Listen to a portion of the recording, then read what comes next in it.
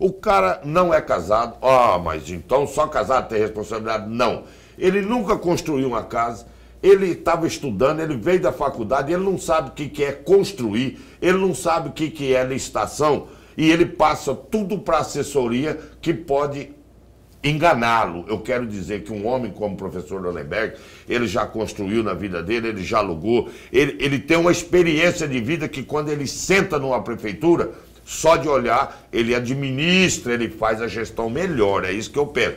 Mas o jovem deve estar sim presente com um teto mínimo, é isso que eu quis dizer, não que o jovem não sirva. Fique bem claro isso aí, viu, moçada aí. Para que não vai falar que o Nelson jovem. Falou lá na opinião que... Não. Ele está dizendo assim que defende a experiência. Isso. Lolenberg. Deputado, tem um trecho de uma entrevista que o senhor deu no site O Documento do dia 18 deste mês. O senhor chegou a dizer, de acordo com o site, entre aspas, não tem entrevero. A candidatura de Medeiros depende da minha. Depende da candidatura da Coronel Fernanda. A minha depende deles. E assim por diante. Não precisa brigar. Tem voto para todo mundo. A política é feita da união para que nós possamos ter dois coeficientes e uma sobra para, quem sabe, poder chegar ao terceiro deputado. Mas 2 nós temos convicção. Fecham aspas. Eu gostaria muito de ouvir um comentário do senhor a respeito desse trecho, uma vez que, quando eu li isso aqui, o leitor, o telespectador que não viu a entrevista pode estar pensando que o senhor estava dizendo que havia briga dentro e há briga dentro do partido. O senhor poderia comentar isso, por favor? Com muito prazer. Não há briga dentro do partido de maneira nenhuma. O que eu quis dizer, quando o Medeiro depende do meu voto e eu dependo dele, a Coronel, a Amália, o Abílio, nós dependemos numa soma de votos, né? O que eu disse que não precisa brigar é assim, a minha visão política partidária, desde do primeiro mandato meu, ou mesmo lá na Câmara de Alto Taquari, quando a gente fazia as coligações, é normal que as pessoas, em busca do voto, dentro, porque lá, para fazer 2, nós temos que ter, por exemplo, o Zé Medeiro tem que ter 100 mil votos, ele estará... Se eu tiver 90, Coronel 80 e assim sucessivamente, nós vamos tirar o primeiro e o segundo. E muitas vezes as pessoas que não são acostumadas à campanha, elas tentam achar que ela tomando os meus votos, a pessoa da nossa chapa, ela se elege. E não é assim. Então eu disse isso num tom conciliador, para que nós... no modelo inteligente de fazer campanha, a gente trabalhe unido, quanto mais, e numa eventual sobra, a gente possa pleitear a terceira vaga. Então, para o telespectador, não há briga, a Coronel tem o seu eleitorado, eu tenho o meu, o Zé Medeiros tem, o Abílio tem, enfim, nós da chapa temos... votos pulverizados, cada um num setor praticamente, portanto, não há de se pensar em briga no PL. A Amália também tem um outro tipo de eleitorado, a Coronel, e nós estamos aguardando uma resposta da ex-prefeita de Sinop, Rosana Martinelli, que seria a terceira mulher a fechar nossa chapa, o qual nós estamos torcendo para que ela feche a terceira mulher, que nós precisamos de 3 mulheres na chapa. Ok. Produção, fala comigo aí no ponto aí, para ver o tempo aí, porque ninguém falou comigo hoje, todo mundo quietinho aí. Como é que está o tempo? Pode chamar um intervalo? Vamos chamar um intervalo então. Se eu não falo aqui, a gente ia emendar direto aqui, porque a gente tem que ir um intervalo comercial. Mas o Nelson Barbudo continua conosco. Vamos pedir aqui depois um briefing. Em português, um resumo, né, daquilo que ele tem de feito de mais eloquente, de mais importante lá na Câmara dos Deputados. E vamos voltar a falar de política partidária, porque esse é um ano eleitoral. O Nelson Barbudo é pré-candidato, não é? foi campeão de votos lá, começou já arrebentando, né? Só que agora tem aquela avaliação, né? O cara vai votar porque ele é conhecido nas redes sociais, também existiu, mas principalmente por aquilo que ele fez ou deixou de fazer nesses 4 anos lá na Câmara dos Deputados. O Opinião dá um tempinho só e volta já já. Bem, o Opinião está de volta aqui hoje entrevistando o deputado federal Nelson Barbudo do PL. Olha, o www.gazeta Digital tem alguns destaques, como por exemplo, a gente fala sempre aqui da questão da pandemia. O estado de Mato Grosso registrou 4 novas mortes pela Covid-19 nas últimas 24 horas, como apontam aí os dados do painel epidemiológico atualizado pela Secretaria de Estado de Saúde no dia de hoje. Com a atualização, a Secretaria apontou que 11.513 pessoas seguem em monitoramento por conta da Covid-19, ao passo que 384 pessoas estão internadas devido à doença. Olha, além disso, Mato Grosso passou a contabilizar 815.956 contágios, dos quais em 788.616 ocorrências, as pessoas infectadas se recuperaram do vírus, mas outras 15.144 infelizmente aí não resistiram às complicações. Há também aí uma taxa de ocupação das UTIs de 68,54%, enquanto as enfermarias estão aí na casa dos 12%. Olha só, tem uma notícia aqui que é o seguinte, são 4, me fala aqui no ponto aqui que... Então tá bom, eu vou do Ministério Público. O Ministério Público Estadual está citando mortalidade de peixes, dano ambiental e alto impacto às comunidades ribeirinhas que poderão ocorrer com a instalação de usinas hidrelétricas no Rio Cuiabá. A Assembleia Legislativa aprovou o projeto que veta os empreendimentos no fluente, mas o texto foi vetado pelo governador Mauro Mendes, do União Brasil. O tema é polêmico, visto que os empreendimentos irão afetar também o Pantanal e também áreas alagadas da região. Em texto publicado na manhã desta quarta-feira, dia 27, o Procurador-Geral de Justiça, José Antônio Borges, afirmou que o veto desperta grande preocupação do órgão. Tem mais detalhes sobre essa notícia aí no Gazeta Digital.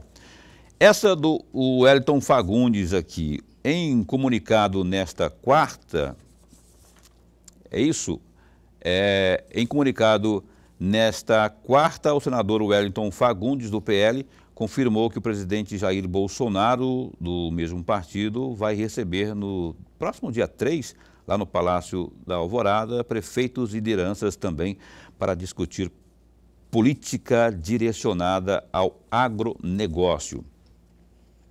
Abre aspas para o Wellington. Eu tenho reforçado que a grande prioridade da nossa sigla é a reeleição do Bolsonaro. E é importante essa reunião, inclusive, para todos poderem declarar pessoalmente o apoio ao presidente, cita o senador Fagundes em nota à imprensa.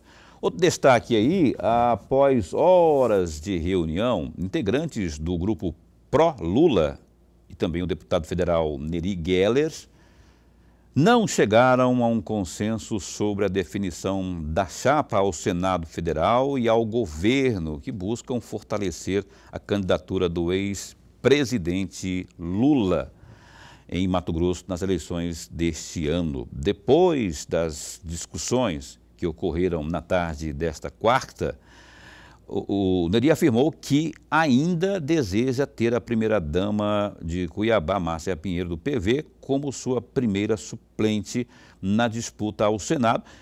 Foi apoiado aí pelas lideranças. Nesta terça, a esposa do prefeito Emanuel Pinheiro, do MDB, foi convidada a ser candidata ao governo do Estado pela Federação Brasil e de Esperança, que é formada aí por PT, PV, PCdoB. Abre aspas, eu entrei no processo para a dona Márcia ser minha primeira suplente. Isso nós reafirmamos hoje. A questão de governo nós deixamos para um segundo momento. Deixei bem claro que eu entrei no processo de Senado com a condição de ter a primeira-dama como suplente. Se isso mudar, a gente tem que sentar na mesa e conversar de novo, fecha aspas, disse Neri Geller. Nuremberg, e aí, rapaz? O povo tem que decidir o que ele quer, né? Se a Márcia vai para um lado, vai para o Emanuel. Aliás, o prefeito Emanuel Pinheiro vai estar conosco aqui segunda-feira, ao vivo, no programa Opinião. Conversei com ele hoje cedo, conversei com ele, também conversei com ele ontem, e batemos o martelo que segunda-feira ele vem aqui para a gente prosear um pouco sobre política, prestar conta também sobre o que está sendo feito e o que não está sendo feito aqui no município de Cuiabá. Mas essa questão toda da Márcia Pinheiro e o Neri agora, tem uma conversa também que eu vi hoje, não é, na imprensa, do PP com PL, não é? Estão agora já de odiados. Como que você vê essa história da Márcia Pinheiro e o Neri com esse sonho de ter a Márcia na suplência? Paulo, veja, os partidos que fazem oposição ao atual governador, ao governador Mauro Mendes, estão batendo cabeça há muito tempo porque não acha e não consegue encontrar um nome que venha disputar o cargo de governador. Esse é um ponto. O segundo, a dona Márcia, de acordo com a imprensa de ontem, havia dito que foi convidada pela federação para ser candidata ao governo do Estado. Mas tem 3 perguntas que devemos fazer. A primeira delas, a dona Márcia, como candidata ao governo do Estado, ela vai ajudar a candidatura à presidência da República do Lula? A segunda questão, qual é o dividendo eleitoral que a dona Márcia poderá trazer para a federação e para a candidatura do Neri ao Senado? Me parece que... Cuiabania. Hã? Cuiabania. Mas a candidatura ao governo do Estado e à presidência da República precisa do universo do Estado todo, e não apenas dos 13... Mas Cuiabá está no universo do Estado. Cuiabá é o maior colégio eleitoral. Sim, são 428.350 eleitores em Cuiabá. E 178 mil, quase 179 mil de Várzea Grande. Mas só Várzea Grande e Cuiabá não elege o governador e não elege também o senador. Certeza. Portanto, é preciso observar bem isso, e nesse aspecto o Neri tem razão. Se a dona Márcia vem para a primeira suplência, poderia ajudar o Neri, poderia ajudar a federação muito mais do que como candidata a governadora. E tem uma conversa aí, eu já vou chamar o Nelson Barbudo para conversa também aqui. Esse negócio, o Neri, ele fala, ou pelo menos falava, que o Mauro prometeu apoio, prometeu me apoiar para o Senado. E não sei, publicamente eu não vi isso. E agora ele está falando aqui que havia um acordo, que o combinado era a Márcia ser suplente dele. Também não vi em lugar nenhum publicado isso. Quer dizer, se houve, né, foram acordos fechados aí, a 4 paredes aí, que agora está se alegando isso, jogando meio que na cara. Ó, prometeu e agora não vai cumprir, não vai cumprir. Mas, Nelson, e aí? Vamos falar Você me permite puxar pela sua atuação parlamentar? Eu sei que você está querendo falar de política também aqui, partidária. Eu estou aqui para responder o que o senhor perguntar. O que eu sei eu respondo e o que eu não sei eu falo que não sei. E pronto. O Nelson Barbudo, qual que é a menina dos seus olhos na sua avaliação aí desses quase 4 anos de mandato? O que você fala assim, não, esse aqui foi uma bola dentro mesmo, que eu dei, que já está, cujo resultado já está sendo colhido aí, em termos de atuação parlamentar lá? Tem várias situações. Eu vou fazer um retrospecto aqui, que quando eu fui eleito, o senhor, professor, bem lembra, meus vídeos seriam em apoio ao presidente Jair. Eu queria ir para Brasília, porque eu era fã, ou sou fã de Bolsonaro, para que ele tivesse pessoas que votassem com ele e defendessem seu projeto de governo. Está aqui a resposta: 1.743 votos. Eu coloquei minha digital e votei com o governo. Nunca eu dei um voto sem o governo. E nunca ficou em cima do muro também? Nunca fiquei em cima do muro, nunca me abstive. Se eu não me engano, uma vez eu tive um probleminha, teve uma votação lá, mas é insignificativa, é um projeto que... Então, a primeira coisa, o eleitor que votou no Nelson Barbudo em 2018 foi para ajudar o Bolsonaro, cumprir minha missão, votei 100% com ele. Aliás, eu sou dos 513 o deputado, professor, que mais deu votos para o governo. Segundo, quando me elegeram foi para ajudar, evidentemente, também os municípios. Eu tive voto em todos os municípios.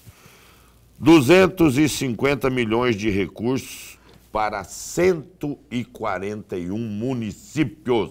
Eu sou o único deputado que destinei emendas para todos os municípios Total do de estado. emendas, valor. 250 milhões, sendo... Para o Estado, eu destinei 60 milhões, Prefeitura de Cuiabá, 7 milhões e assim sucessivamente. Já caíram na conta? Já estão... Praticamente 100% na conta, praticamente 100%. Deve ter dos 250, 210 pago e 40 em execução. Mais ou menos isso. Tenho também as relatorias, 273 preposições que eu fiz lá na Câmara, 27 relatorias. A mais importante, professor, que eu considero é do marco regulatório do saneamento básico. Eu fui relator de plenário. E essa relatoria que nós aprovamos lá, ela trará 70 bilhões em investimento para o Brasil. Muito importante o marco regulatório do saneamento básico, que eu fui relator. Dentre várias coisas que eu considero, professor e Paulo, que eu vou colocar meu nome para ser avaliado novamente. Ok.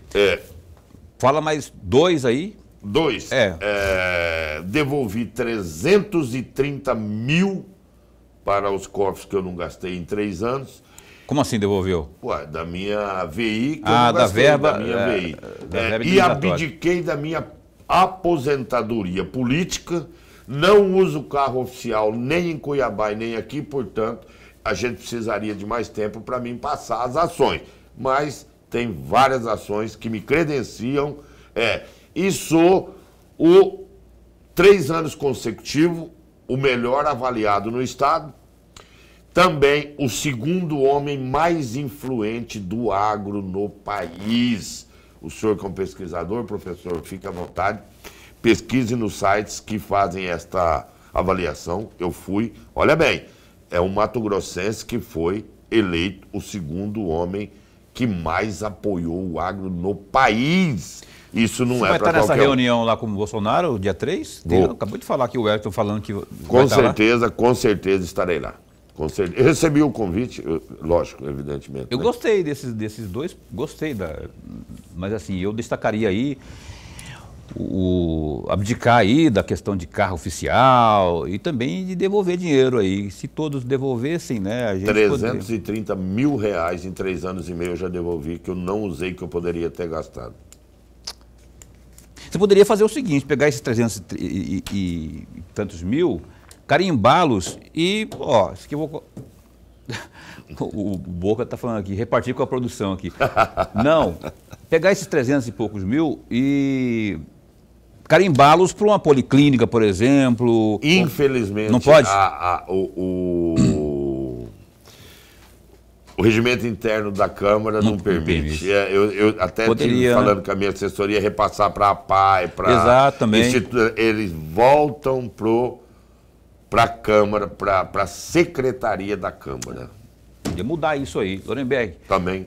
Para esse bloco aqui, se tiver uma curtinha aí, beleza. Senão, nós vamos ter que ir para o intervalo comercial. Então e aí vamos então, né? Vamos. Quando ele fala, então, vamos, é porque quando ele fala assim, quando vamos é porque ele tem uma bomba aí para trazer no próximo bloco aí. Ave Maria, papel dele passa o dia inteiro pesquisando a vida do entrevistado. Olha, a opinião dá um tempo só e volta já já com o último bloco de mais Nelson Barbudo, deputado federal conosco aqui. A gente volta já já.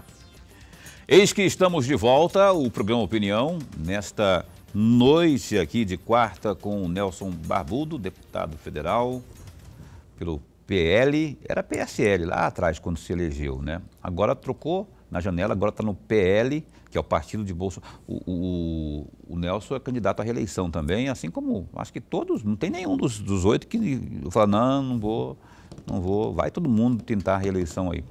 Lorenberg, a sua pergunta de abertura do bloco.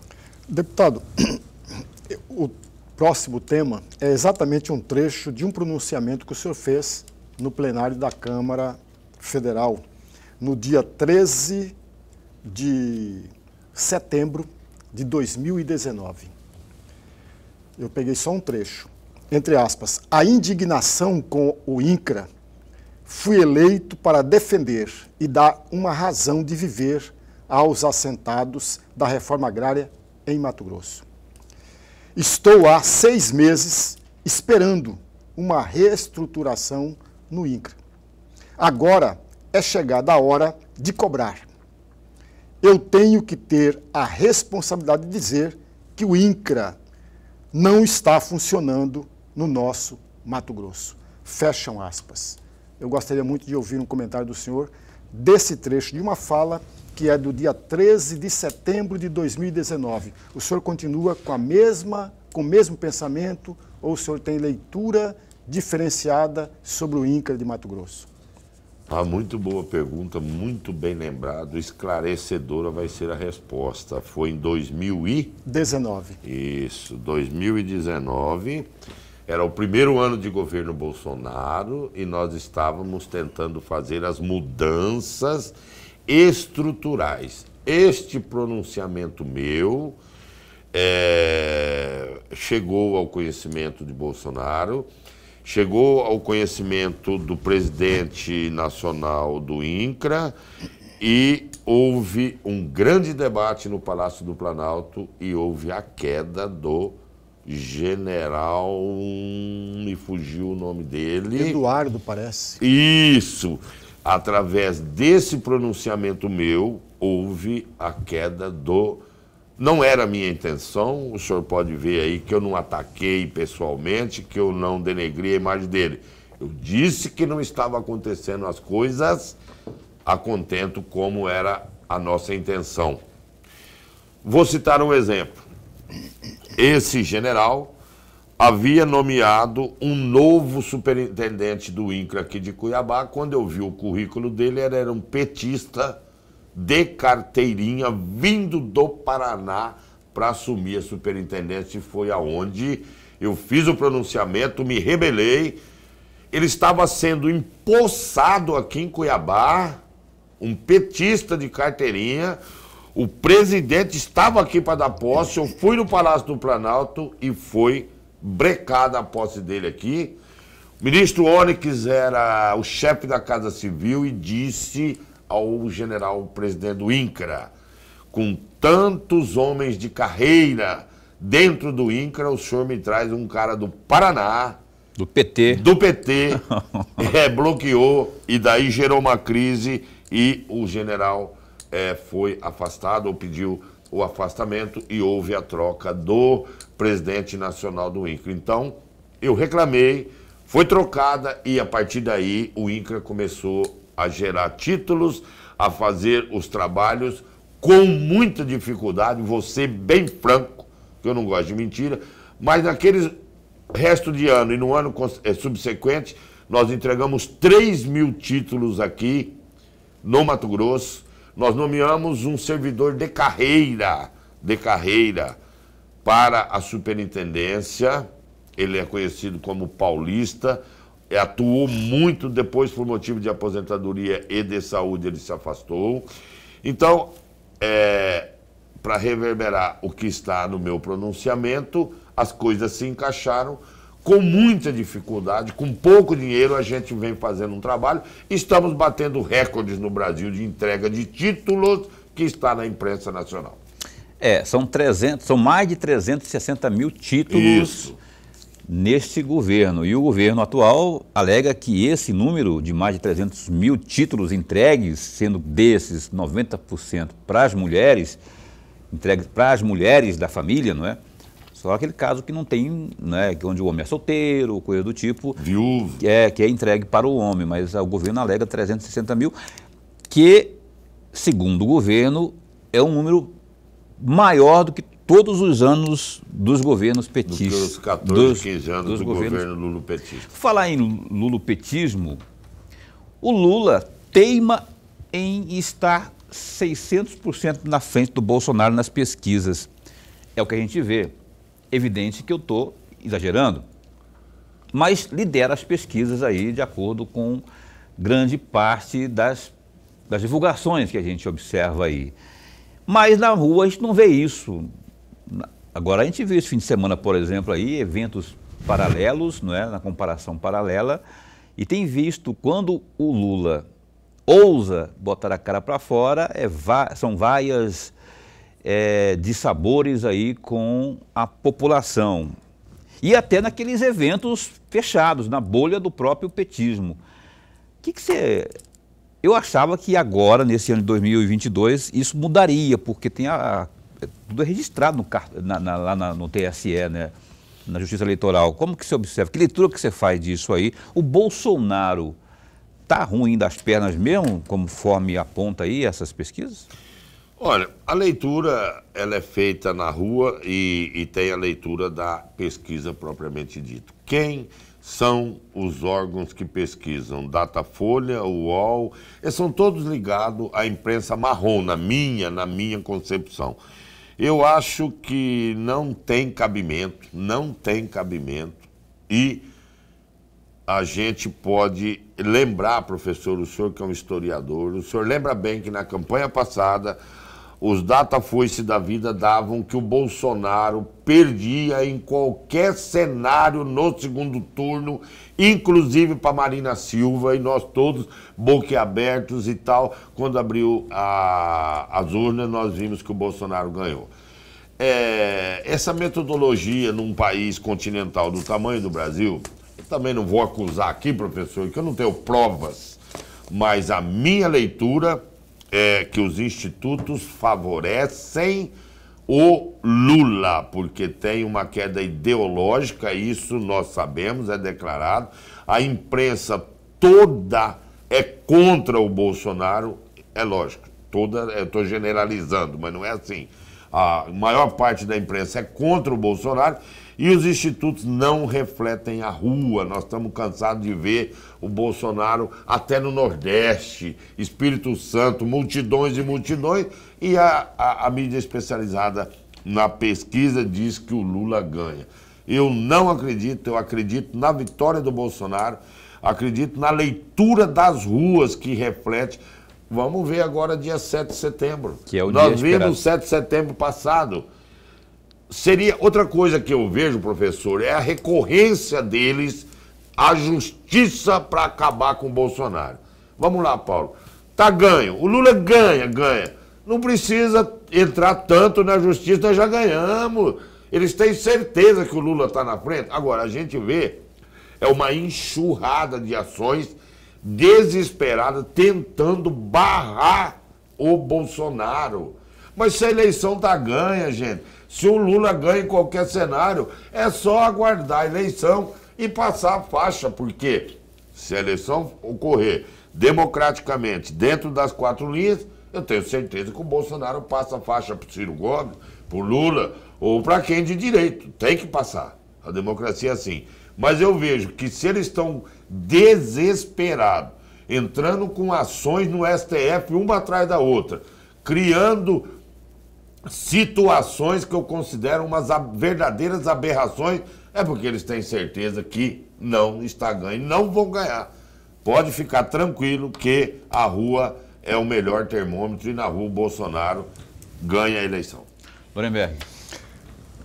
Deputado, de novo eu vou lá para o plenário da Câmara Federal, num outro pronunciamento que o senhor fez no dia 12 de março de 2020.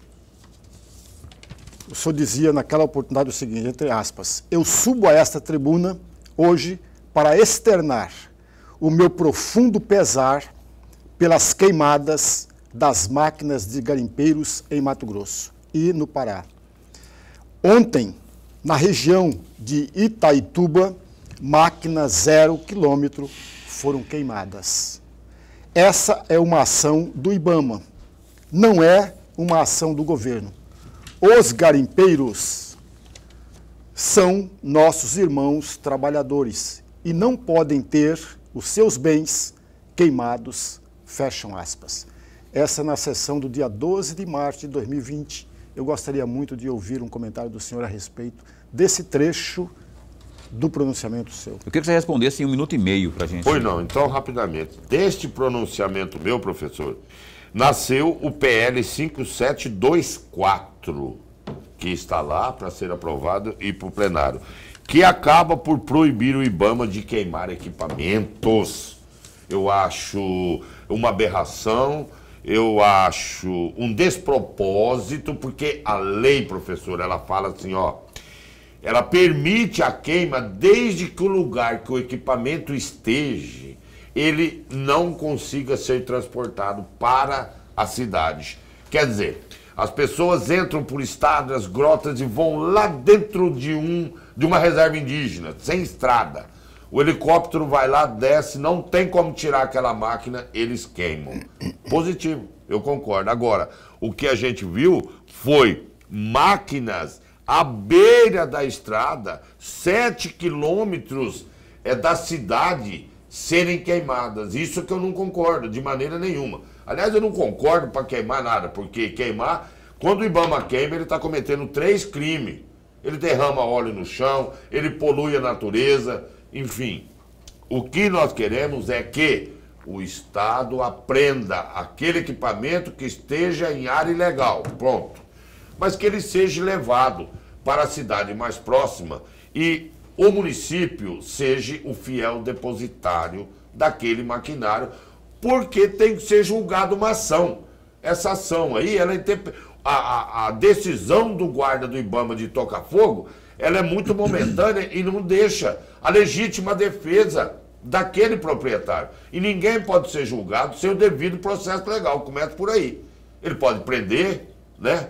E depois tomar o destino necessário, aplica uma multa maior que a máquina, o cara vai deixar a máquina lá. Então, eu sou contra essa queima, inclusive porque quando se queima uma máquina, derrama plástico no chão, derrama óleo, explosão do tanque, ela polui, e justamente é o que o IBAMA não podia fazer. E eu também quero deixar frisado aqui que o IBAMA tem maus elementos, que é a herança dos petistas que fazem isso de propósito para denegrir a política de Jair Bolsonaro.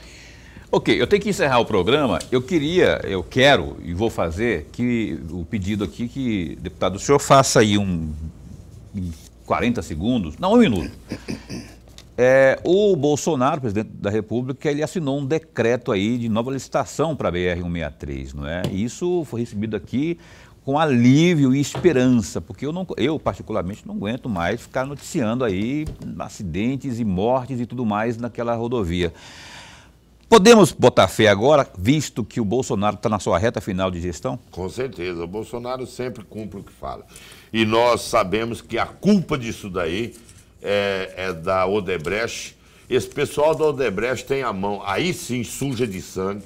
Eles ficaram 3 anos e meio dando balão na gente. O pessoal culpa os deputados e os senadores, mas vocês não têm noção de quantas reuniões fizemos, professor, tentando desmanchar o contrato leonino que a dona Dilma Rousseff, que a guerrilheira, deu para a Odebrecht. Nós lutamos muito, tem muitas horas de empenho da bancada, eu não estou falando do Nelson Barbudo, da bancada.